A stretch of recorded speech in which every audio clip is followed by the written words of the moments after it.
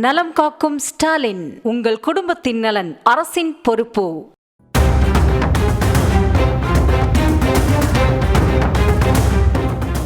அறிவார்ந்த தமிழ் சமூகத்தில் அறவே வேறறுக்கப்பட வேண்டிய ஆணவ படுகொலையை தீர்க்கமாக எதிர்க்க வேண்டிய கட்சிகளே அரசியல் ஆதாயமாக கையில் எடுப்பதும் மென்மையான போக்கை கையாள்வதும் கண்டுகொள்ளாமல் கடந்து செல்வதும் வேதனையின் உச்சம்தான். மாற்று சமூக பெண்ணை காதலித்த ஒரே காரணத்திற்காக நெல்லையில் ஐடி ஊழியர் கவினை பெண்ணின் சகோதரரே வெட்டி கொலை செய்த நிகழ்வு அரங்கேறியது. கவினின் ஆணவ படுகொலையை எந்த விதத்திலும் ஏற்றுக்கொள்ள முடியாமல் பட்டியலின மக்கள் கொந்தளித்து போயிருக்கும் நிலையில் ஆணவ படுகொலையை தடுக்க தனி சட்டம் இயற்ற வேண்டும் என்ற கோரிக்கை வலுத்து வருவதை பார்க்க முடிகிறது. இந்த கோரிக்கையை முன்வைத்து விசிக தலைவர் திருமாவளவன், கம்யூனிஸ்டின் முத்தரசன், சண்முகம் ஆகியோர் முதலமைச்சர் மு.க. ஸ்டாலினை சந்தித்து பேசியிருக்கிறார்கள். ஒட்டுமொத்த சமூக பிரச்சனை, எல்லா சாதியினருக்கு இடையிலேயும் இந்த மாதிரி காதல் திருமணங்கள் நடந்தால் படுகொலைகள் நடக்கின்றன. இது தமிழ்நாட்டில் மட்டும் நடப்பதல்ல, இந்தியா முழுவதும் நடக்கிறது.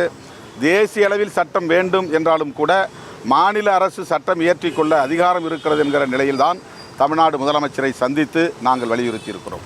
வருகிற 14ஆம் தேதி அமைச்சரவை கூட்டம் நடக்க உள்ள நிலையில் ஆணவ படுகொலைக்கு எதிராக தனி சட்டம் இயற்றுவது குறித்து முக்கிய முடிவெடுக்க வேண்டும் என விசிகவும் கம்யூனிஸ்டும் வைத்த கோரிக்கையை திமுக ஏற்குமா என்ற எதிர்பார்ப்பு எழுந்துள்ளது.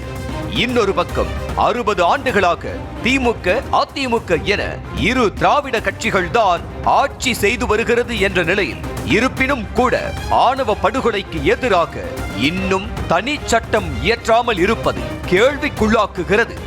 இதன் மூலம் பட்டியலினத்தவர்களின் ஆணவ படுகொலை விவகாரத்தில் அரசியல் கட்சிகள் மென்மையான போக்கை கையாள்கின்றனவா என்ற கேள்வி வலுக்கிறது. அதற்கான பதிலை தேட கவினின் படுகொலையுடன் லோக்கப் கொலைக்கு ஆளான இடைநிலை சமூகத்தைச் சேர்ந்த அஜித் விவகாரத்தை ஒப்பிட்டு பார்க்க வேண்டும்.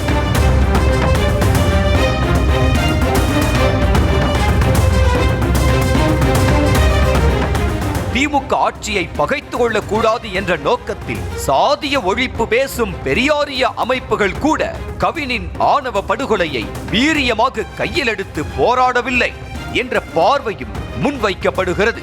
இந்த வரிசையில்தான் முதலமைச்சர் மு.க. ஸ்டாலினை விசிக, கம்யூனிஸ்ட் கட்சி தலைவர்கள் சந்தித்து பேசியிருப்பதும் விமர்சிக்கப்பட்டு வருகிறது.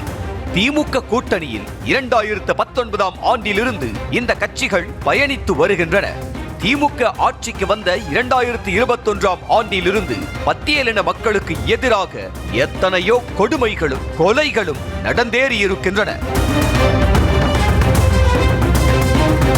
அதிலும் பட்டுக்கோட்டையில் பட்டியலின இளைஞரை காதலித்ததற்காக பெற்ற மகளை தந்தையே தூக்கிலிட்டு கொலை செய்தது. சென்னை பள்ளிக்கரணையில் பிற்படுத்தப்பட்ட சமூகத்தைச் சேர்ந்த பெண்ணை காதலித்து திருமணம் செய்த பட்டியலின இளைஞர் பிரவீன் வெட்டி கொலை செய்யப்பட்டது. ஈரோடு சத்தியமங்கலத்தில் வேறு சமூக பெண்ணை காதல் திருமணம் செய்ததற்காக பட்டியலின இளைஞரை கார் ஏற்றி கொலை செய்ய முயன்றது. விருதுநகரில் வேறு சாதி பெண்ணை காதலித்த அழகேந்திரன் என்பவரை தலையை வெட்டி கொலை செய்தது என அடுக்கிக் கொண்டே போகலாம்.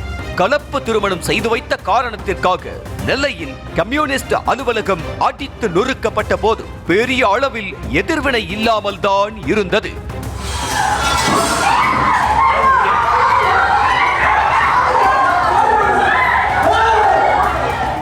இவை தவிர்த்து சாதியின் பெயரால் நிகழ்த்தப்படும் வன்முறை வெறியாட்டங்கள் எண்ணில் அடங்காதவை. அப்போதெல்லாம் கூட்டணி கட்சிகளிடம் கண்டன அறிக்கை மட்டுமே வெளியாகும். மிஞ்சி போனால் போராட்டம் நடக்கும். ஆனால் தனி சட்டம் என்ற கோரிக்கையை நோக்கி நகர்ந்ததாக தெரியவில்லை. தற்போது தேர்தல் நெருங்கும் நிலையில் வாக்காளர்களை சந்தித்து ஓட்டு கேட்க வேண்டிய நிலை இருப்பதால் தான் தனி சட்டம் என்ற கோரிக்கையை வலுப்படுத்தி வருவதாக பார்க்கப்படுகிறது. மேலும் கவின்குமார் ஆணவ படுகொலையை அரசியல் நேர ஆதாயமாக கையில் எடுத்து அழுத்தம் கொடுக்கிறார்களா என்ற கேள்வியும் எழுந்திருக்கிறது. கூட்டணியில் மனக்கசப்பு ஏற்படக்கூடாது என்பதற்காக பல பிரச்சனைகளை மேம்போக்காக கையாண்ட விசிக கம்யூனிஸ்ட் கட்சிகள் தற்போது தேர்தல் நெருக்கத்தில் நிகழ்ந்த ஆணவ படுகொலையை அடுத்து தனி சட்டம் இயற்ற வேண்டும் என்ற கோரிக்கையை தீவிரப்படுத்தி வருவது கவனிக்க வைத்துள்ளது. ஆணவ கொலையை தடுக்க தனி சட்டம் வேண்டும் என்பது எல்லாருடைய கோரிக்கைதான் என்றாலும் அது தேர்தல் சீட்டு பேரத்திற்கும் சொந்த ஆதாயத்திற்கும் பயன்படுத்தப்படுவது தவிர்க்கப்பட வேண்டும். நலம் காக்கும் ஸ்டாலின். உங்கள் குடும்பத்தின் நலன் அரசின் பொறுப்பு.